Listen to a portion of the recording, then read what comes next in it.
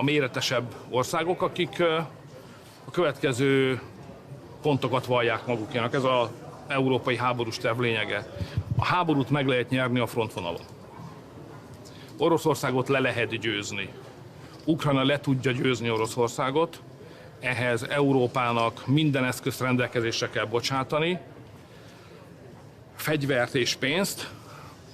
A ukránok ugyan nem tudják visszavenni a területüket, de megállítják az oroszokat ott, ahol most a frontvonal van, és az orosz gazdaság hamarabb fog kimerülni, mint az európai. Ezért gyakorlatilag egy anyagháborúra kell berendezkednünk. Az oroszok is égetik a pénzt a háborúba, az embert meg a fegyvert, mi is égetjük a pénzt, meg a fegyvert, az ukránok meg még az embereket is elvesztik ebben a háborúban. És ezt folytatni kell egész addig, amíg az oroszok össze nem omlanak. És akkor meg van nyerve a háború. Nem túl bonyolult terv, ez a lényeg. Két gyenge pontja van. Ezekről tettem is föl kérdéseket, és nem kaptam választ. Az első, hogy értem, hogy ez egy hipotézis, hogy mi tovább bírjuk, mint az oroszok. A történelem ezt nem támasztja alá, de induljunk ki ebből a gondolatból. Milyen hosszú lesz? Fél év, egy év, 2, 3, 4, 5? És mennyi ukrán fog meghalni? És a második kérdés pedig az, hogy és mennyibe fog ez kerülni Európának? Mert a beszélgetés egy másik pontja meg a versenyképességről szól. Nincs Európának elég gazdasági ereje, pénz kellene a fejlesztésekre, a modernizációra, ami nincs. Közben mi a pénzt elégetjük Ukrajnába. Csak az amerikaiak járnak jól, mert mi az amerikai fegyvereket vásároljuk meg. Az amerikaiak odaadjuk a pénzt, ők meg ideadják a fegyvert. Mi vesztünk ezen? Miért jó ez, és mennyibe fog kerülni? És ez sok-sok 10 vagy 100 milliárd lesz. De a háborús tervnek ez a két rubrikája nincs kitöltve. Akkor meddig tart, és mennyibe kerül. A magyar terv az egy béketerv. Azt is mondhatnám, hogy egy diplomáciai terv. Mi azt mondjuk, hogy nincs megoldása a háborúnak a frontvonalon. A háborúnak csak diplomáciai megoldása van, ezért tárgyalni kellene. Két lehetőségünk van. Vagy az amerikaiak kisöccseként követjük a tárgyalásokat, vagy önállóan tárgyalunk, mint Európai Unió az oroszokkal. Mi a másodikat javasoljuk. Ne arra szóljunk az amerikaiak után, támogassuk őket persze, de nekünk legyen saját agendánk, amikor mi tárgyalunk az oroszokkal. Ez ma egy kisebbségi álláspont, amit én képviselek. Most itt tartunk. Sikerült Zelenszky ukrán elnökkel tárgyalnia? Nem volt ilyen terv.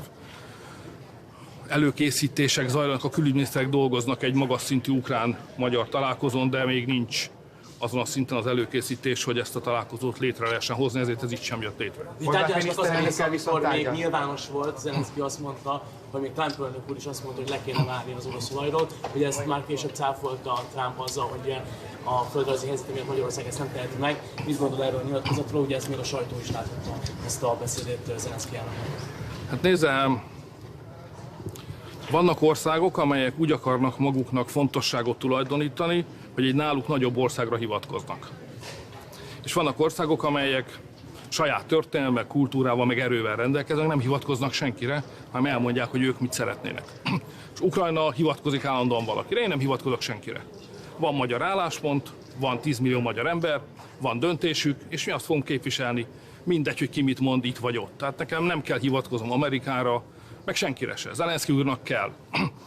Én azt finoman jeleztem már az ukránoknak, hogy mi nem szorulunk arra, hogy valaki a mi számunkra értelmezze egy másik állam vezetőjének a szavait, és általában sem szorulunk rá arra, hogy az ukránok külpolitikai tanácsokat adjanak nekünk. Nagyon köszönjük, nagyon rendes tőlük, de köszönjük, nincs rá szükségünk. Tehát hagyjanak bennünket békén, egy szuverén ország vagyunk.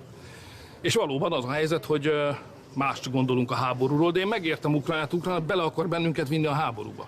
Tehát az ukránoknak az a céljuk, hogy az egész világot belevigyék a háborúba. Belevigyék Európát, belevigyék Amerikát, mert egyedül nem tudják megnyerni. Tehát én értem, hogy az ukrán nemzeti cél minél több országot bevonni a háborúba, de ez ellentétes a magyarok érdekében. Miért kell nekünk ennek engedni? Ezt nem akarjuk. Horvát miniszterelnökkel viszont tárgyalt, volt 2 óra. Igen, de eszkalációs megbeszélésnek nevezném. Az elmúlt időszakban kicsit felszaladtak a pulzusok, meg a vérnyomás, ez nem jó. Ez két baráti ország, mindig is kedveltük egymást.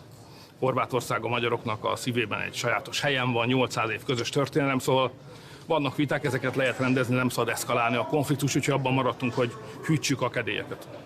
How did you describe the meetings went today in English? It was interesting. Even more, it was exciting. it was not empty at all because it has some intellectual content. It's not always the case, but it has today. It was not a meeting for making decisions because decisions planned to be made in October, very end of the October in the official plenary meeting of the prime ministers. It was rather a kind of intellectual and political preparation of the important decisions. So therefore it was, you know, full of content of real ideas. So it was very exciting. Did you feel that your colleagues listened to your ideas about? Not really, not really. you know,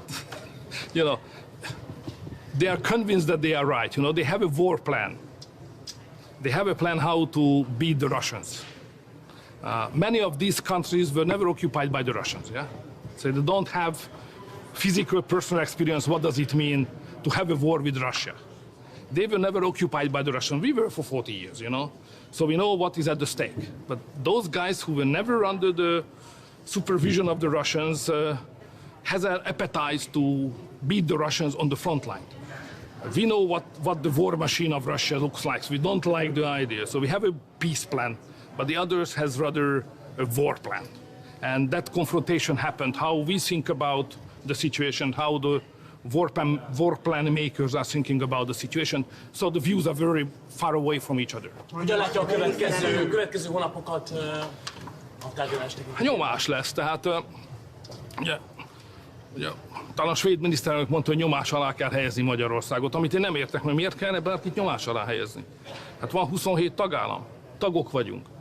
Ők akarnak valamit, mi meg nem. Jogunk van ahhoz, hogy ezt megakadályozzuk. Meg fogjuk akadályozni, hiába helyeznek bennünket nyomás alá. Egész egyszerűen arról van szó, hogy a magyarok nem akarnak egy integrációs formában lenni az ukránokkal, se a NATO-ba, se az Unióba. Tehát én azokkal a magyarokkal értek egyet, akik azt mondják, hogy segítsünk Ukrajnának, kössünk velük megállapodást, adjuk meg, amit meg tudunk nekik adni, de semmiképpen ne kössük össze a sorsunkat az ukránokkal. Miért kellene a magyaroknak a sorsát összekötni az ukránokkal, akik elvesztették a területük 1/5-ét, háborúban vannak, azt se tudjuk, hol vannak a keleti határaik, és folyamatosan egy veszélyes helyzetben vannak, ami nem szép, nem kellemes dolog, én megértem őket.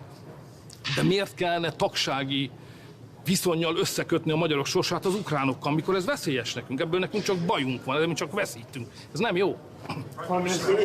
Miniszterelnök úr, a lengyel miniszterelnökkel volt egy csatája a közösségi médiában, és abban nekem az jött le, hogy ez az Európai Unió a politikája tulajdonképpen egy zéró összegű játék felé tolódik el. Ön szerint milyen mozgástér nyílik ilyen körülmények között? Tehát hogyan lehet folytatni az együttműködést? Hát ne, ugye ez egy ideg arc, és ki kell tartani. Tehát egész egyszerűen nem értek egyet a war plannel. Szóval Brüsszelnek van egy háborús terve, és a magyarok azzal nem értenek egyet. Nem akarunk háborúba menni, nem akarunk katonákat küldeni, nem akarunk fegyvert küldeni, és nem akarunk pénzt küldeni. Helyette meg akarunk állapodni az oroszokkal, nem csak Ukrajnáról, hanem egy átfogó európai biztonsági építményről. Mi ebben vagyunk érdekeltek. És itt vannak, akik háborút akarnak nyerni, de hát ez nem a mi jövőnk, ez nem a mi útunk, ez nem a mi gondolatunk. Voltak olyan európai vezetők, akik közelebb kerültek a magyar állásponthoz? Not really. Nem. We got a very educative presentation on behalf of the Prime Minister of Belgium. That was not promising. But will you try and block it? Will you try and block it? No. The question is, whose money is that? So if it is money of somebody else, Hungary will never touch it. Fine, but You know, we are not stealers, you know, so it's, you know, this money is not ours. So. Have you spoken to Zelensky today? Have you spoken to Zelensky? No, I don't. Prime Minister, on the answer conversation, so you don't like it, but will you try and block it? The Commission thinks that they can move to approve the rollover of sanctions on QMV. You will have a say on that. Will you try and block the assets plan, or will you let them get on with it, but Hungary won't be part of it? So Hungary will never part of any decision which would take away of money of somebody else, that's sure. Okay. Do you believe Donald Trump should get the Nobel Prize? He hasn't solved Russia and Ukraine yet. He deserves it. He deserves it. No question of it. Voltak olyan közös pontok, amiről tudtak állapodni? Too many questions on your side. So is there anybody else? Will you give a guarantee to Belgium? No, that was a very important point of your Prime Minister, which was a very, you know, it was intellectually very high-level discussion on that.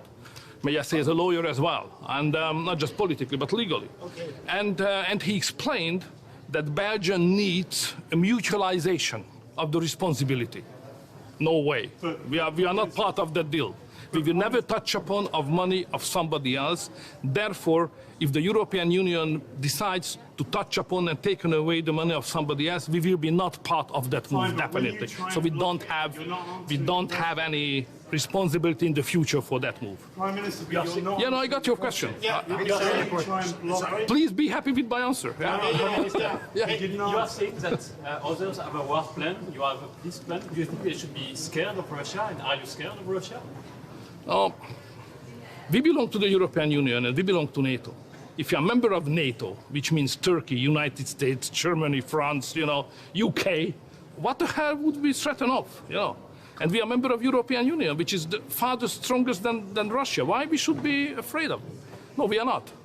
Okay. Sorry, but what about Ukraine? Do you still think? What about? Do you still think it's a bad idea that Ukraine will be a member of the EU? No. Very simple. In Hungary, we had a referendum. People decided. They said we would not like to live together with the Ukrainians in the same integration format. Neither NATO, neither European Union. Full point. Why is that? Because if you are together with the Ukrainians in one integration form, the Ukrainians will bring the war in, because Ukraine is in war. So if they join to integration, we will be also part of the war.